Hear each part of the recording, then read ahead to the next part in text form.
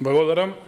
Ето, кој ќе ви кажат приказна од ДСНС, знаете дека тоа е кошмар за лозарите на Република Македонија.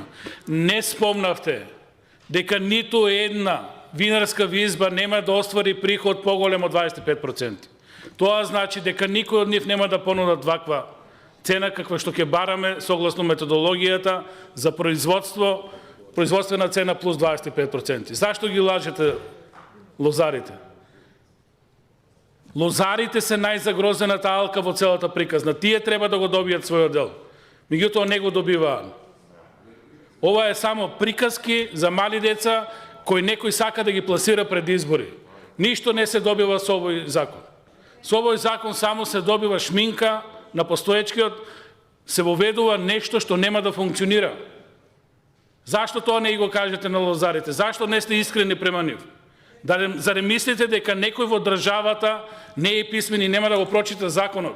Заре мислите дека нема да го прочитат тој фамозен член каде што винарските визби ќе понудат цена која нема да биде поголема ниту од приближно со таа што е согласно методологијата производствена цена.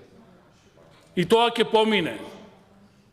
25% приходи за една винарија значи дека за 4 години треба да го мултиплицираат својот капитал. Па тоа е најврвниот бизнис. Заре мислите дека тоа е реалност?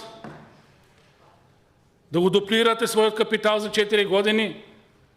Кој може тоа да го постигне?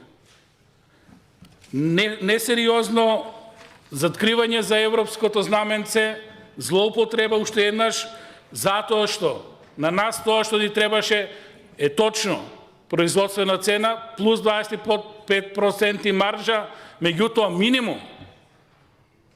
А никаде во законот не пишува дека таа цена ќе ја добијат лозарите. Никаде. Не е законот во интерес на лозарите, законот не помага на никој. Законот не го решава проблемот на лозарите. Ние тоа го баравме. Ако немате лозари, за брзо време ќе немаме и вински визби. Да не лаже тоа што некој мисли дека може нон-стоп да печели на сметка на лозарите. Несериозно е, без база, без производство нема да оди секторот напред. Колку и да сакате тоа да го прикажете за успех.